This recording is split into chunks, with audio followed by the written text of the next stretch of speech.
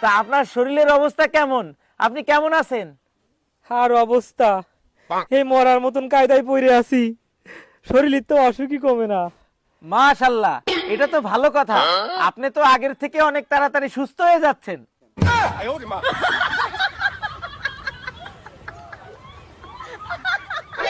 তা আপনি এখন কোন ডাক্তার দেখাচ্ছেন? আর কোন ডাক্তার দেখাবো, এখন মনে হচ্ছে কবরই আমার হাসপাতাল আর আজরাইলই আমার ডাক্তার।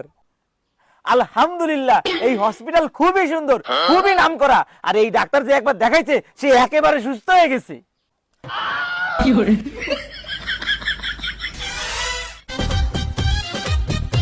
আপনার জন্য দোয়া করি, এই ডাক্তার আপনারে খুব তাড়াতাড়ি সুস্থ করে দিক।